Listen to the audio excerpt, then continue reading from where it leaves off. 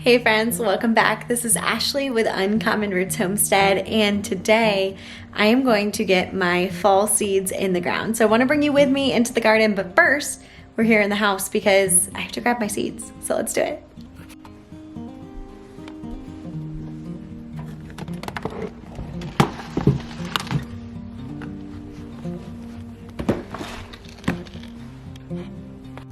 Okay, so I am grabbing my root vegetables, my kohlrabi, my kale and my brassicas.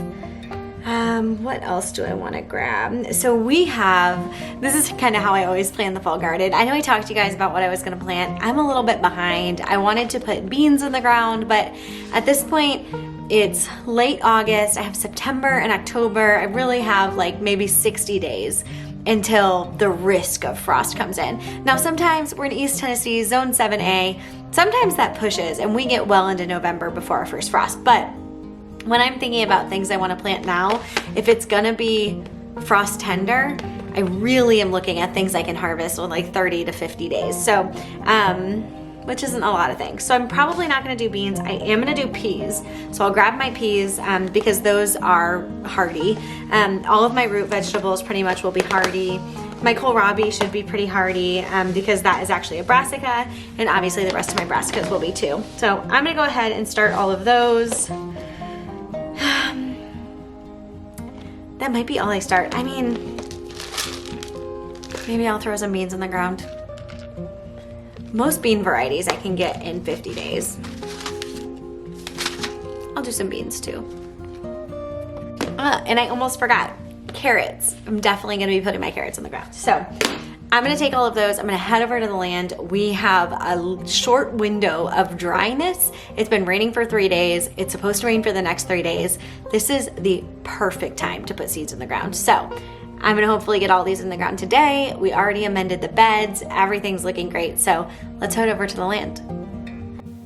All right, friends. So in case you haven't noticed by now, my audio is not matching up to what my lips are saying here in this clip. That is because my microphone was not working, which is always really fun, and I didn't notice until I got back home. So I'm gonna go ahead and apologize in advance, but I am going to do my best to walk you through what I was talking about.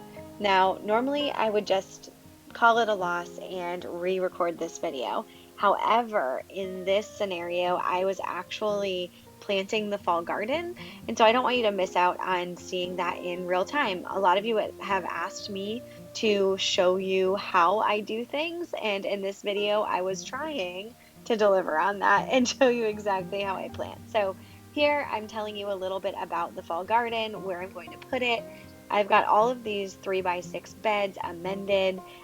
Kevin helped me. We set down cardboard. First we pulled up all the weeds, we set down cardboard, we put compost on top of that, and then we mulched. So now what I'm gonna do is select the seeds that I want to plant in the fall garden, choose which beds those are gonna go in, and then I'm gonna show you how to plant them.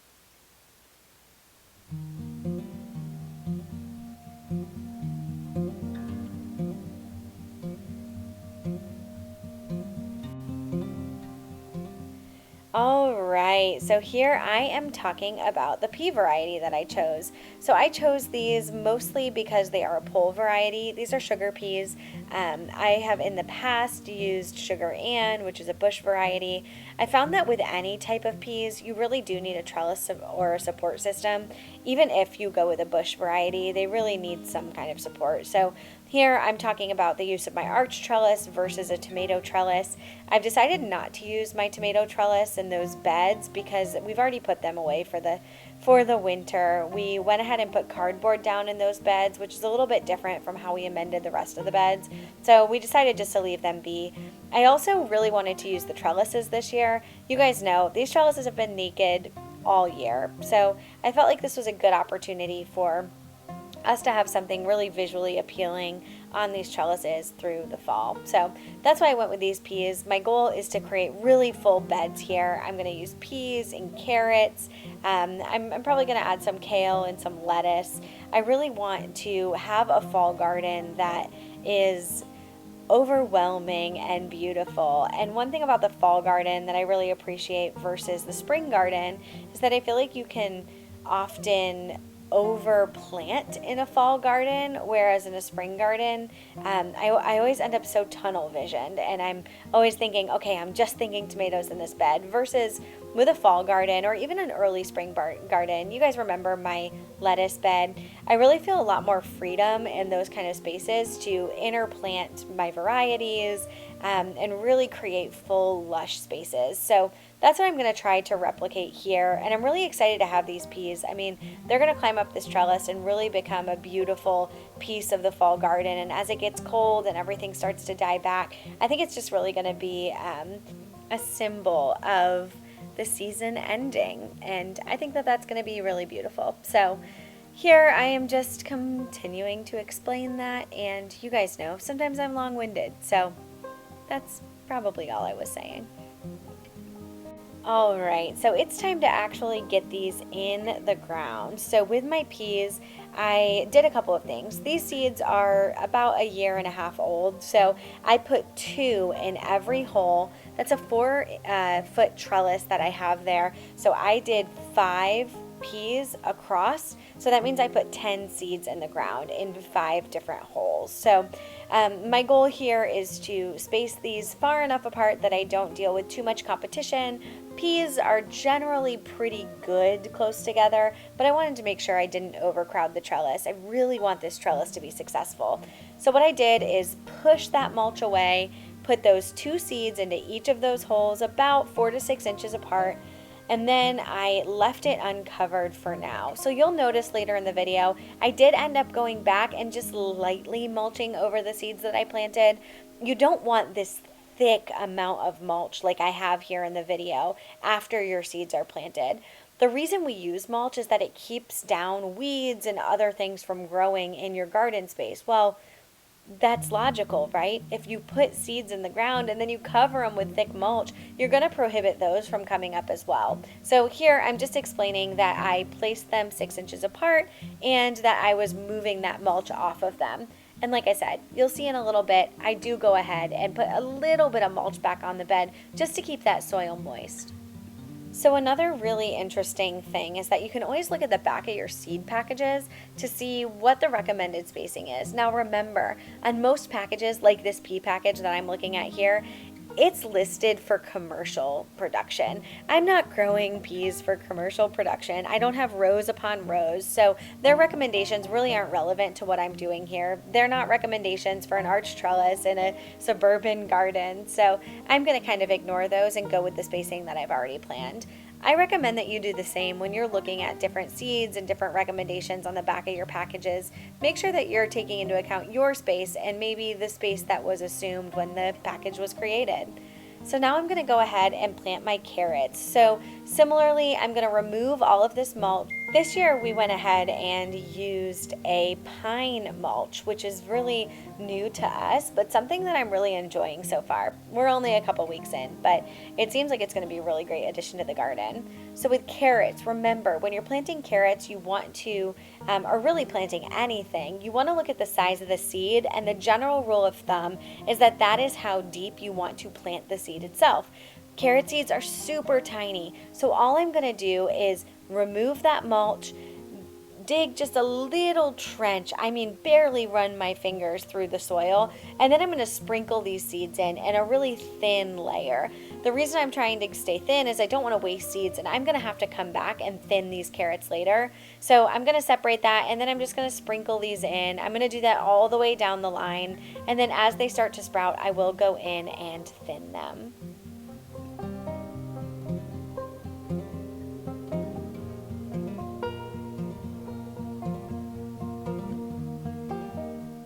All right, so here I am talking about those carrot seeds. So these are a long orange variety I got at my local seed co-op.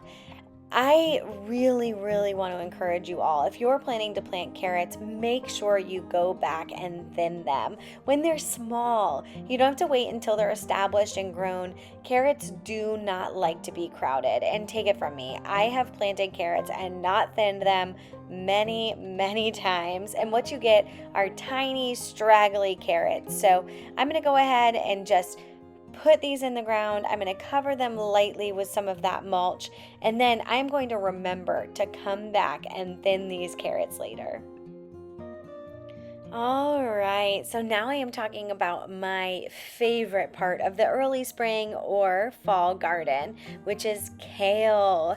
So I love kale in pretty much any form, but my favorite is baby kale. So I'm using a Siberian dwarf kale variety here, and I like to plant it so it's super, super thick so that I can harvest it as baby kale. So literally what I'm going to do is uncover about half of this bed, and I'm going to just move a little bit of soil out of the way, and then I'm going to heavily sow and sprinkle these seeds on top, and then I'm just going to lightly cover it with a little bit of mulch, and that's that. I'm literally going to overcrowd these kale. They could never get big and become their fullest potential, but that's okay because I'm going to be harvesting them as baby kale.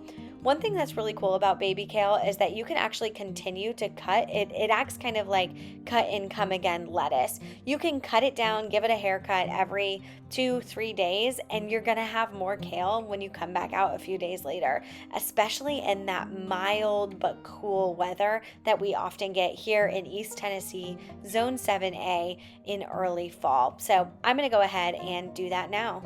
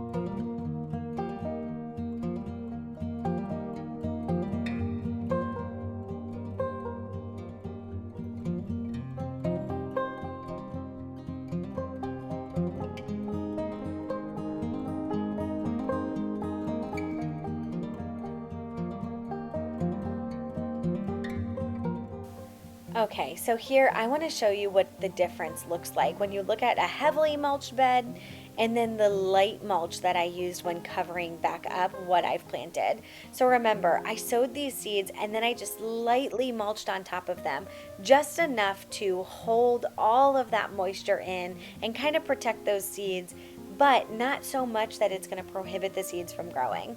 So now I'm moving on to the next bed. I'm talking about the sugar peas again. I'm going to plant them on this trellis too. You can never have too many peas, especially when you have little toddlers running around. They love to snack on these fresh. So I'm going to do the same thing. I'm going to plant 5 plants here, but 10 seeds just in case, mostly because my seeds are a little bit older. Once they've sprouted, I'm going to choose the strongest and I will let that one remain, and I will just clip the smaller one so that there's no competition in the ground. So I'm going to go ahead and put them in the ground right now. All right, so here I'm talking about what else I'm going to put in this second bed. I've decided to go with beets we really like beets. Often we will use them for dehydrating. We will add them to juices. They're really versatile and delicious, and it's something that we've fallen more in love with. And then my favorite kale, which is dinosaur kale.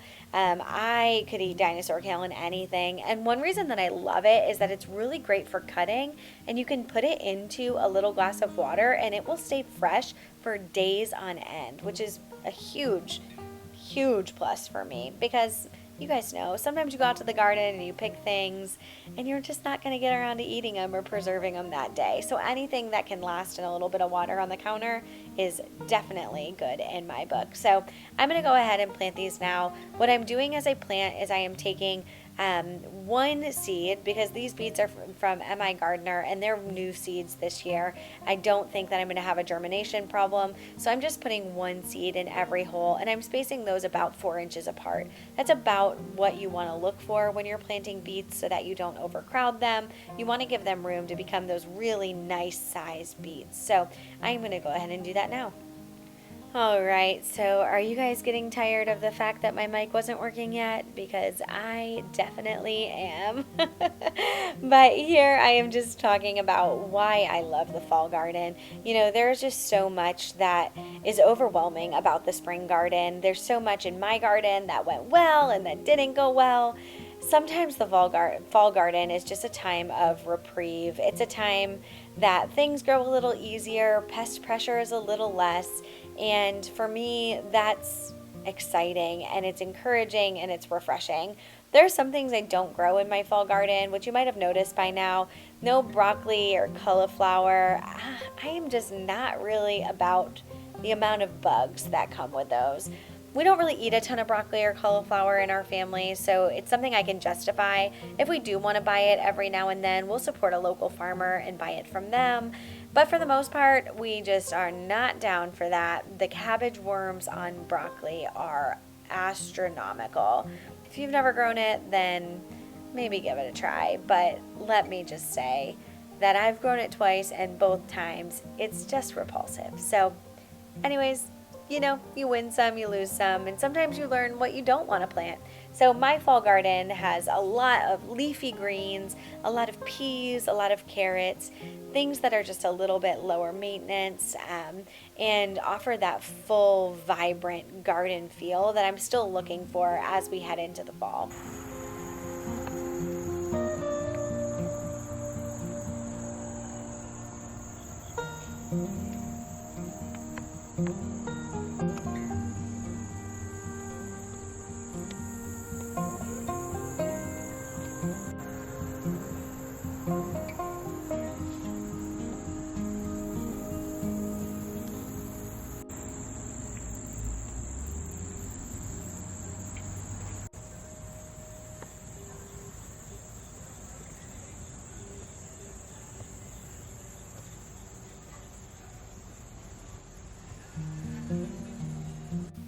All right, friends. Well, that just about wraps us up. Again, my apologies for the audio.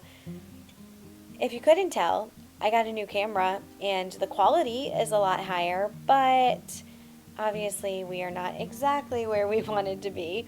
Don't worry, we have done some troubleshooting and we know exactly what happened. So next video you will get beautiful visual and audio. So I hope that this made sense and that it wasn't too distracting, that my audio was not matching up with the video. But I want to thank you all for always joining me in my garden. You always have a space here. I have grown so much here in this space, and I owe it all to you. There isn't anyone else that I would like to sit here and share these editing woes with. So thank you, friends. Until next time.